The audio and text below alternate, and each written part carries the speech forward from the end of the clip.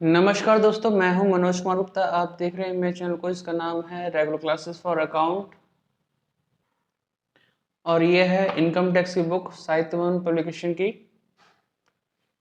SC. Malhotra द्वारा लिखी हुई। और असेसमेंट ईयर है 21-22, पुराना ही एडिशन है क्योंकि बच्चे इस बार नहीं आ रहे मेरे पास। मैंने सोचा जो भी है फिलहाल पुरानी बुक से ही पढ़ा रहा हूँ। अभी मेरे पास नई बुक खरीदने की भी कंडीशन नहीं है इसमें, क्योंकि फ्री के पढ़ाने चक्कर में अब बीकॉम के बच्चे अब आ भी नहीं रहे मेरे पास। कोई नहीं, आपके पास अगर नई बुक है तो आप चेक कर लें। थोड़ा बहुत चेंजेस अगर इसमें से दिखते हैं तो उसके हिसाब से आपको मॉडिफाई करना पड़ेगा अपनी चीज़ को, कि हाँ भाई ये आधार पे चेंजेस हुए हैं तो हमें ये चीज़ चेंजेस रखनी पड़ेंगी। पुरानी बुक है, थोड़ी बहुत थ्योरी काफ़ी हद तक मैच करेगी। पहले मैं इसकी थ्योरी पढ़ाऊंगा इस चैप्टर की, इनकम टैक्स की। 6 चैप्टर है इनकम फ्रॉम सैलरी रिटायरमेंट, और इस वाले चैप्टर की प्लेलिस्ट मेरे पास पहले से है, लेकिन वो साफ क्वालिटी में नहीं है, इसीलिए बना रहा हूँ। ठीक है, और जब भी मेरे पास नए बच्चे आएंगे तो उनके हिसाब से नई बुक जब चलेगी तो उससे भी वीडियो मैं बनाता रहूँगा। ठीक है, तो इस चैप्टर को खत्म करने के बाद मैं कॉस्ट अकाउंट पे आ जाऊँगा। कॉस्ट अकाउंट जो चैप्टर रह रहे हैं उनकी प्लेलिस्ट कंप्लीट करने के बाद फिर मैं 12th वाले बच्चों को जो पढ़ा रहा हूँ या पढ़ाऊँगा उनके क्वेश्चन कराऊँगा उनके हिसाब से। ठीक है, तो अभी चलते हैं इस पे रिटायरमेंट वाले चैप्टर पे। इसके बारे में पढ़ते हैं कि क्या क्या चीज़ हैं जो रिटायरमेंट के समय में मिलती हैं। ठीक है, तो यहाँ लिखा है when an employee retire from service और leaves a job and joins the other और he is retrenchment, he receives some special payment from the employer. तो बताओ, जब रिटायरमेंट लेता है, जॉब को छोड़ता है, कोई और जॉब ज्वाइन करने के लिए सोचता है, रिट्रेसमेंट होती है उसे, तो उस समय पुराने एम्प्लॉयर से कुछ ना कुछ से रिसीव होता है। तो क्या क्या मिलता है? ग्रेच्युटी मिलती है, पेंशन होती है, कम्यूटेड वैल्यू पेंशन है, अर्न लीव सैलरी है, कंपनसेशन ऑन रिट्रेसमेंट है, कंपनसेशन ऑन वॉलंटरी रिटायरमेंट है, और अमाउंट फ्रॉम प्रोविडेंट फंड, ये सब कुछ उसे मिलता है। The aforesaid receipts are treated as income from salary. However, these are exempt up to specified limit. कुछ लिमिट तक ये आपकी exempt भी होती हैं। In this connection, the provision of the Income Tax Act are as under। ये chart बना के दे रखा है, इसको आप पढ़ लेना, समझ में जब आएगा, जब इसकी थ्योरी पूरी क्लियर पढ़ लोगे। तो आज के टॉपिक जो है, फर्स्ट है पॉइंट ग्रेच्युटी। ग्रेच्युटी के बारे में बताएंगे, क्योंकि टॉपिक वाइज टॉपिक ये वीडियो बनती रही थ्योरी की, क्योंकि एक साथ में पूरा चैप्टर पढ़ाने की कोशिश करूँ थ्योरी के लिए तो कोई वीडियो नहीं देखेगा। ठीक है, कोशिश है दोबारा से बच्चों को ये बताने की। तो इंगेजमेंट बना रहे चैनल पे, आप लोग जुड़े रहें, देखते रहें, सब्सक्राइब करते रहें, और ये वीडियो उन बच्चों तक तो जरूर पहुंचाना जो ट्यूशन नहीं पढ़ सकते, ट्यूशन की फीस नहीं अफोर्ड कर सकते, उनके लिए फ्री वीडियो है। ठीक है, बाकी डिटेल्स मैंने डिस्क्रिप्शन में दे रखी है, उसे भी चेक कर लेना एक बार। अब पढ़ते हैं ग्रेच्युटी। अब ग्रेच्युटी क्या होती है उसके बारे में पढ़ते हैं। Gratuity is a payment made by the employer to an employee in appreciation of the past service rendered by employee. जो एम्प्लॉय ने अपने जीवन काल में जो सर्विस दी है उससे खुश होकर या फिर उसको अप्रिशिएट करने के लिए एम्प्लॉयर द्वारा एम्प्लॉय को कुछ धनराशि दी जाती है, जो कि ग्रेच्युटी के नाम से होती है। Gratuity can either gratuity can either by received by, first point है एम्प्लॉय हिमसेल्फ, या तो ग्रेच्युटी उसको मिलती है एम्प्लॉय को खुद, कब? At the time of his retirement, retirement समय ग्रेच्युटी खुद वो प्राप्त करता है। और बी पॉइंट है the legal heir on the event of the death of the employee, या एम्प्लॉय की डेथ पर उसके जो लीगल हायर होते हैं, एग्जीक्यूटर होते हैं, उत्तराधिकारी टाइप से, उनको मिलती है वो डेथ के समय। तो डेथ के समय या रिटायरमेंट पे जो ग्रेच्युटी मिलेगी उसी के बारे में बात कर रहे हैं। यहाँ लिखा है साफ दिख रहा है, नहीं दिख रहा? दिख रहा होगा साफ।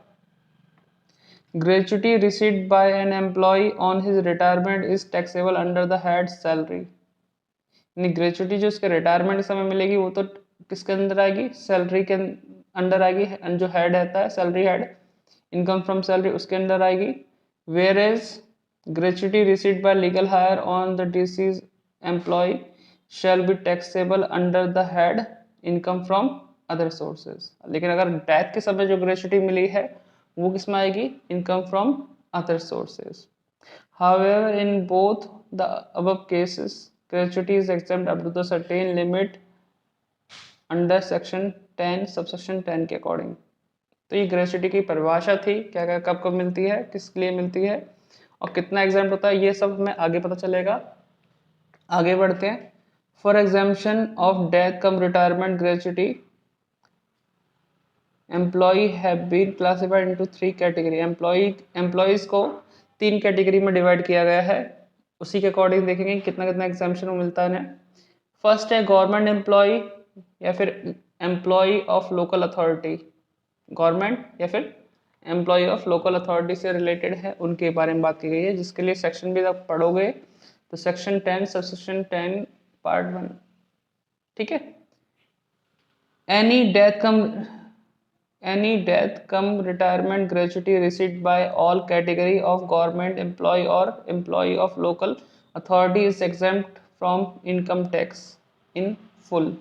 पूरी पूरी ग्रेच्युटी अगर इन्हें जो मिलती है पूरी पूरी माफ होती है, एग्जेम्प्ट होती है। Even if after retirement he takes up an appointment in private organization, the gratuity received by him from the government will be exempt from tax। यानी अगर वो मान लो रिटायरमेंट के बाद कहीं और भी काम करने लगे प्राइवेट सेक्टर में, तो भी ग्रेच्युटी की जो अमाउंट है, ग्रेच्युटी जो मिली है, वो आपको पूरी पूरी एग्जेम्प्ट रहेगी। अभी तक तो आपको क्लियर हो गया होगा।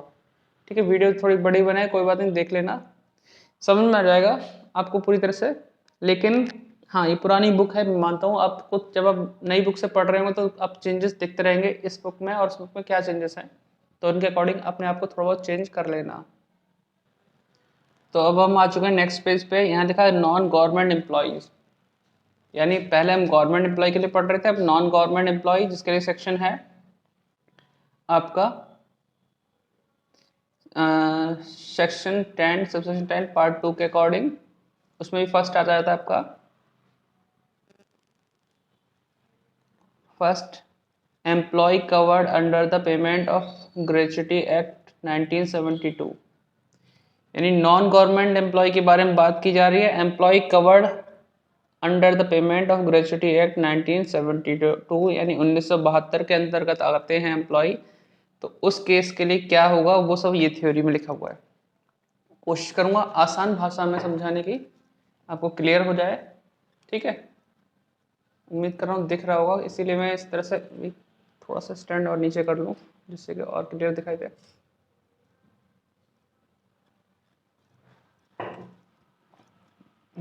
अब ज़्यादा दिख रहा होगा। तो अब यहाँ पे देखते हैं, the payment of gratuity act applies to those employee who are working in any establishment, factory, mine, oil field, plantation, port, railway, shop, to do any skilled, semi-skilled or unskilled manual, supervisory, technical, clerical work, whether or not such person is employed in a managerial or administrative capacity but does not include। मतलब किसी भी इसमें काम करने वाला इंसान हो, जो मैंने नाम बोला, फैक्ट्री में हो, माइन में हो, ऑयल फील्ड में हो, लेकिन उसके अंदर कुछ लोग नहीं आते, जैसे एम्प्लॉयज़ ऑफ सेंट्रल और स्टेट गवर्नमेंट में, तो गवर्नमेंट एम्प्लॉय वाले इंक्लूड नहीं है। Employee employees govern by the other act और any other rules in respect, मतलब इस टाइप के आदमी नहीं आएंगे। अब ये बोला कि द पेमेंट ऑफ ग्रेच्युटी किस पे लागू होगा, ये तो इस समय काम करने वाले लोग हैं, इनमें कहीं भी काम कर रहे हैं तो वहाँ पे ये लागू हो सकता है, लेकिन बारीकी से बताया गया है।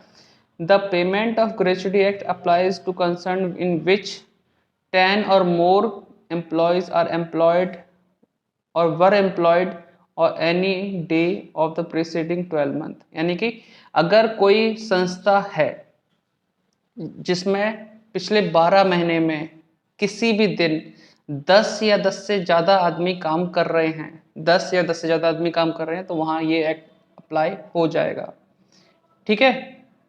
अब मान लो एक बार लागू होने के बाद अगर उसमें 10 से कम भी अगर आदमी रह गए तो भी ये एक्ट लागू रहेगा, जिसमें बोला गया है where to a concern this act has become applicable shall continue to be governed by this act even the number of employees therein at any time after it has become so applicable falls below 10। अगर 10 से कम भी रह जाते किसी condition में लागू होने के बाद तो लागू ही रहेगा, तो इसमें कोई डाउट मत रखना। ठीक है, 10 से कम है, 10 से ज़्यादा है तो लागू रहेगा ही रहेगा, लेकिन कम भी होंगे तो भी एक बार शुरू होने के बाद वो चलता ही रहेगा। ठीक है, तो इसलिए देख लेना कि जहाँ आप जा रहे जॉब करने वहाँ पे 10 से ज़्यादा लोग हैं कि नहीं है, अगर हैं तो फिर वो एक्ट लगेगा और फिर आपको ग्रेच्युटी मिलेगी मिलेगी रिटायरमेंट के आसपास। ठीक है, अब कैसे कैलकुलेट होती है एग्जेम्प्ट अमाउंट, उसके लिए तो ग्रेच्युटी जो है वो कैलकुलेट करके खुद ही देगा जितना भी होगा, लेकिन एग्जेम्प्ट कितनी होती है वो बता देते हम, क्योंकि सैलरी में आप दिखाओगे एग्जेम्पशन माइनस करके जो टैक्सेबल होगी सिर्फ वही दिखानी पड़ती है इनकम टैक्स के लिए। तो exempted amount least of the following shall be exempt, जो भी इनमें से कम होगा उसके हिसाब से एग्जेम्प्ट रहेगी। 15 days salary, 7 days in the case of employee is seasonal establishment. अगर जैसे मौसमी प्रकृति के जो काम करने वाले कारखाने उनके लिए अगर काम कर रहे हो तो उस समय 7 दिन की सैलरी और अदरवाइज 15 दिन की सैलरी इसमें ली जाती है। ठीक है, based on salary last drawn for every completed year of service और part thereof in excess of 6 month. यानी कहने का मतलब जो भी आपने काम किया है चाहे वो 32 साल किया हो या 32 साल 8 महीने किया है, तो 6 महीने से जो ऊपर होगा मतलब जो आपने कंप्लीटेड ईयर है उसके बाद अगर कुछ महीने काम भी किया है, अगर 3 महीने किया है तो वो काउंट नहीं होगा, लेकिन 6 महीने से ज़्यादा किया है तो वो एक साल में काउंट हो जाएगा। मतलब 32 साल 8 महीने हैं तो 32 साल 8 महीने नहीं लिखे जाएंगे, 33 साल की जॉब मानी जाएगी आपकी। ठीक है, इस तरह से 6 महीने से ऊपर होते ही वो कंप्लीट ईयर में आ जाएगी, और 6 महीने से कम है तो फिर वो नहीं आएगा, इग्नोर कर देना उसे, सिर्फ कंप्लीट ईयर लेना। फर्स्ट पॉइंट ये होगी। सेकंड पॉइंट है 20 लाख की लिमिट है इसमें। अब नई वाली बुक में 20 लाख है 30 लाख है मुझे भी नहीं पता, क्योंकि मेरे पास बुक नहीं है इस समय, ना मैंने देखी है ना मुझे पता है, अदरवाइज 20 लाख मैं इसकी बुक से बता रहा हूँ। ग्रेच्युटी एक्चुअली रिसीव, जो भी एक्चुअली ग्रेच्युटी मिलेगी वो अमाउंट यहाँ 3rd नंबर पर आएगी। तीनों में से जो भी कम होगा वो एग्जैम्प्ट, बाकी सब टैक्सेबल।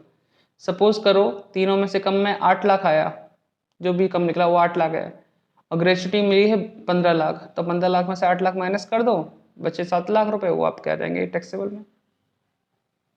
अब मीनिंग ऑफ सैलरी, जो हम सैलरी बात करें, सैलरी में जुड़ता क्या क्या है। मंथली बेसिक सैलरी जो हम लेते हैं वो जो आखिर में हमने ली हुई लास्ट सैलरी बोली जाती है ना, लास्ट मंथ की सैलरी, उसके हिसाब से चलता है काम। ठीक है, लास्ट ड्रॉन। और डीएनएस अलाउंस हमें प्लस करना है सैलरी के अंदर, whether as per terms of employment और नॉट, चाहे वो as per terms of employment हो या ना हो, सेवा के शर्तों के अधीन जिसे बोलते हैं। ठीक है, तो सैलरी में डीएनएस अलाउंसेस जुड़ेगा, और डीएनएस पे है वो तो पक्का ही जुड़ेगा। ठीक है, अभी सिर्फ 2 चीजें ली गई हैं इसमें। अब कंप्यूटेशन ऑफ 15 दिन की सैलरी कैसे निकालते हैं, it is computed by the following formula, last month salary into 15/26, 15/26 के हिसाब से चलता है। ठीक है, ये रूल है 15/26। अब ये तो हो गया इसके हिसाब से, भाई लास्ट मंथ सैलरी के हिसाब से हो गया, लेकिन अगर आप in the case of piece rated employee, अगर आप ऐसे काम करते हो काम के आधार पर जहाँ पे सैलरी मिलती है, तो 15 दिन की सैलरी कैसे निकाली जाएगी। 15 days salary would be computed on the basis of average of total salary excluding, मैं क्या बोल पा रहा हूँ एक्सक्लूडिंग ओवर टाइम सैलरी, मतलब ओवर टाइम सैलरी को हटा के, received for a period of 3 months immediately preceding the termination or retirement from service। यानी सर्विस से पहले के 3 महीने में जो सैलरी मिली है उसको टोटल करो, उसको 3 से डिवाइड करो, तभी जाके एवरेज निकलेगा। फॉर एग्जाम्पल यहाँ पे दे रखा है, if a piece rated employee, piece rated मतलब काम के आधार पर पैसे मिलने वाली जगह पे काम कर रहे तुम, जैसे है ना जितना काम करोगे तो सैलरी मिलेगी उसके हिसाब से। अगर कोई रिटायरमेंट लेता है 20 जुलाई 2020 को, तो उसकी सैलरी काउंट कहाँ से होगी, जुलाई से पहले 3 महीने चाहिए, जुलाई से पहले क्या रखा, जून से पहले मई, मई से पहले अप्रैल, तो अप्रैल से गिनना शुरू करो, 21 अप्रैल से गिनोगे 20 जुलाई तक, तो 3 महीने हो जाएंगे, और 3 महीने की सैलरी एज्यूम की है कि 39,000 रुपये मिली है, तो 39,000 को पहले 3 से डिवाइड करना पड़ेगा, तब जाके एवरेज सैलरी आएगी। तो इन्होंने यहाँ लिखा है 39,000 को 3 से डिवाइड किया, एवरेज सैलरी आई इंटू 15/26, 15/26 वाला फॉर्मूला लगा दिया, और जो सैलरी बनी वो 15 दिन की आ गई, और जितने साल उसने काम किया होगा उससे मल्टीप्लाई करके वो फर्स्ट पॉइंट के अंदर आ जाएगा। तो ये था जहाँ पे ग्रेच्युटी एक्ट लागू होता है। अब पढ़ेंगे थोड़ा सा नीचे, वीडियो बड़ी बन जाए कोई बात नहीं, देख लेना है ना, मैं कट नहीं लगा रहा हूँ, सीधे सीधे जो बोल रहा हूँ बता रहा हूँ। Employees not covered under the payment of gratuity act 1972, जो ग्रेच्युटी एक्ट के अंतर्गत नहीं आते उसके लिए सेक्शन 10 सबसेक्शन 10 का पार्ट 3 दे रखा है, सेकंड में वो था, थर्ड में ये है। तो इसमें any gratuity received by him on retirement on his becoming incapacitated prior to such retirement on the termination of his employment, or any gratuity received by his widow, children dependent on his death is exempt up to the list of the following। मतलब वही कहने मतलब कोई भी अगर gratuity मिलती है employer द्वारा एम्प्लॉय को उसके रिटायरमेंट पे या फिर उसकी डेथ पे उसकी घर वालों को मिलती है, तो वो कुछ सीमा तक ही आपकी एग्जेम्प्ट रहती है, जिसको कैलकुलेट करने के लिए नीचे 3 पॉइंट दे रखे हैं। पहला इसमें बोला 1/2 average salary such salary of each year of completed service. इसमें कंप्लीटेड सर्विस का मतलब है इसमें अगर 32 साल 6 महीने काम किया है तो भी 32 साल कहलाएगी, 32 साल 8 महीने काम किया तो भी 32 साल कहलाएगी, मतलब जो ऊपर के महीने वो काउंट नहीं होंगे, ठीक है। और इसमें one half month average salary ली जाएगी, लेकिन एवरेज कितने मंथ का किया जाएगा वो नीचे अभी बताएंगे बढ़ के आपको कि 10 महीने है कितना है, ठीक है। तो 1/2 month average salary for each year of completed service, इतना बोल दिया। 20 लाख की जो हमारी वो मैक्सिमम लिमिट है वो है, और actual amount of gratuity receive जो मिलेगी हमें एक्चुअल में। अब इसको बताया गया है कंप्लीटेड ईयर को थोड़ा सा इंग्लिश में। In order to compute the number of completed year of service, only the completed year will be taken into account and the service for the part of the year will be ignored. Ignore मारो। For example, if the total service of an employee is for 30 year 8 month 20 days, किसी employ ने 30 साल 8 महीने 20 दिन काम किया है तो उसकी काउंटेशन जो होगी वो सिर्फ 30 साल की होगी, 8 महीने 20 दिन इग्नोर कर दिए जाएंगे क्योंकि अगर वो employee not covered under the payment of gratuity act 1972 में है। और ये क्वेश्चन में लिखा हुआ मिलेगा कि वो कवर्ड है अनकवर्ड है, मतलब ग्रेच्युटी एक्ट के अंदर आता है तो ये सब रूल, और नहीं आता तो ये वाले रूल लगने हैं, ठीक है। लिखा हुआ होगा तो क्वेश्चन पढ़ लेना तब जाके सॉल्व करना है, ऐसे नहीं कि एक लाइन पढ़ी हो शुरुआत कर दी, पहले पढ़ के पूरा क्वेश्चन फिर। तो इसमें बोल दिया था कि 30 साल ही टेकन किया जाएगा, 8 महीने 20 दिन इग्नोर होंगे। एवरेज सैलरी कैसे निकाली जाएगी? It shall be computed on the basis of salary for 10 month immediately preceding the month in which event occur, मतलब यानी जब वो रिटायरमेंट ले रहा है उससे पहले के 10 महीने जो होंगे सैलरी लेने के उनको टोटल करना, 10 से डिवाइड करना, तब जाके एवरेज सैलरी बनेगी आपकी, ठीक है। छुट्टी या रिटायरमेंट लेने से पहले के 10 महीने उसको सैलरी जोड़ो, जोड़ने के बाद 10 से डिवाइड कर दो। अब सैलरी में जुड़ता क्या क्या है वो देखो जरा, meaning of salary. It includes basic salary, DNS allowance, it is given as per terms of employment. वहाँ बोला चाहे as per terms of employment हो या ना हो, लेकिन जोड़ना ही जोड़ना है डीएनएस अलाउंस को, लेकिन इसमें तब जोड़ना है जब as per terms of employment हो। लेकिन अगर डीपी लिखा है डीएनएस पे तो वो जुड़ेगा ही जुड़ेगा, क्योंकि ऑलवेज वो as per terms of employment होता है, लेकिन डीए के लिए सोचना पड़ता है, क्योंकि इससे पहले वाला सैलरी वाला चैप्टर है उसकी आपने शायद पढ़ लिया होगा तो आपको पता होगा उस बारे में। Commission based upon a fixed percentage of turnover achieved by the employee. अगर कमीशन पे कोई सेल करी है इसने एम्प्लॉय ने तो उसको कमीशन जो मिला है वो भी इसमें आएगा सैलरी के अंदर, ठीक है। तो इतना क्लियर हो गया होगा। अगले पेज चलते हैं। भाई थ्योरी की वीडियो बड़ी बन जाती है, ग्रेजुएटी तो कवर कर ही लूँगा। तो इसमें थोड़ा सा ऐसे ऊपर ऊपर से बोल देता हूँ, gratuity from more than one employer. अगर ग्रेजुएटी एक से ज़्यादा एम्प्लॉयर से मिली है तो उसकी जो मैक्सिमम लिमिट है 20 लाख वाली, तो उसके अंडर ही रखनी पड़ेगी जो मैक्सिमम जो एग्जामेशन मिल सकती है, ठीक है। सपोज करो एक आदमी से 5 लाख की ग्रेजुएटी मिलेगी, एक आदमी से दूसरे से हमें ग्रेजुएटी मिलनी है, तो अगर 5 लाख मिल गई है तो 20 लाख में से 5 लाख माइनस कर दो तो 15 लाख की लिमिट रहती ना, उसी के हिसाब से उसको एग्जाम्शन दूसरे वाले में मिली जाएगी। बाकी जब क्वेश्चन करोगे तो क्लियर तभी होगा, ऐसा कोई एग्जाम्पल मिलेगा तो बता देंगे, बाकी आप इसे पढ़ लेना, ये शॉर्ट में बता रखा है इसी चीज़ को। और जल्दी से जल्दी अगर चाहें तो ये एग्जाम्पल भी आपको बता देते हैं कैसे कैसे हो रहा है ना, थोड़ा सा अच्छा सा आइडिया लग जाएगा आपको। ये यहीं तक है, अगले पेज तक है, एक बार देख लेते हैं। तो ग्रेचुटी का एग्जाम्पल बता देते हैं, बाकी एग्जाम्पल और भी हैं इलस्ट्रेशन, उन्हें भी पढ़ लेना तो और क्लियर हो जाओगे। After serving for 33 year 9 month in Bharat chemical limited mister x who is covered under the payment of gratuity act, मतलब कवर्ड है तो मतलब फर्स्ट वाला जो पॉइंट था उसके हिसाब से चलेगा, ठीक है। और इसने gratuity act retire from service on 30 November 2020 को वो रिटायरमेंट ले लिया।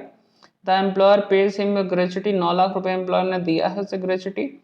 His monthly basic salary at the time of retirement was 30,000, DA दे रखा है कितना 9,000, एचआरए है 4,500। अब देखो सैलरी में क्या क्या जुड़ने वाला वो भी देखेंगे। You are required to determine the amount of gratuity exempt under the section 10 subsection 10 part 2 के अकॉर्डिंग, ठीक है, of the employee of the income tax act के अकॉर्डिंग, ठीक है। इसमें सिर्फ क्या पूछा है, एग्जाम्पशन अमाउंट पूछी है, हम टैक्सेबल बताने की कोशिश करेंगे। इन केस, अब जो वो उसने बोला कि उसमें ग्रेचुटी एक्ट लग रहा है तो उस केस में हम कहते हैं जितना साल काम किया प्लस अगर जो मंथ हैं वो 6 से ज़्यादा हैं तो वो अगला जो ईयर होगा वो उसमें ऐड कर देंगे, मतलब 33 साल की जगह 34 साल हम सर्विस मानेंगे इसकी। तो in this case 34 years will be taken as computed years of service के लिए कंप्लीटेड ईयर ऑफ सर्विस मानी गई इसे 34 साल। This employee is covered by payment of Gratuity Act 1972. Hence, in his case, 15 days salary will be calculated on the basis of salary last drawn 25/26 के according निकाली जाएगी। Salary last drawn जो है 30,000 है, डीए है इसमें 9,000, एचआरयू नहीं लिखोगे, सिर्फ दो चीज बोली थी जोड़ने के लिए, सैलरी और डीए मिला के हुआ 39,000। अब 15 दिन की सैलरी कैसे निकलेगी, 39,000 इंटू 15/26, 26 का मतलब बच्चे पूछेंगे 30 क्यों नहीं लिया, 26 क्यों लिया, हो सकता है ये सैटरडे संडे ये काट दिए हो या संडे संडे काट दिए हो, कुछ भी हो सकता है, लेकिन ये रूल है। The amount of gratuity exam will be the least of the following, जो भी ग्रेचुटी की अमाउंट होगी एग्जाम वो इन तीनों में से जो कम होगा वो होगी। अब इन्होंने 22,500 सैलरी निकाली 15 दिन के हिसाब से, और सर्विस लाइफ क्या है 34 साल, तो मल्टीप्लाई करके पहला पॉइंट लिख दिया उसने कि पहला पॉइंट इसकी जो सर्विस है और सर्विस के अकॉर्डिंग क्या सैलरी बनी 7,65,000 रुपये फर्स्ट।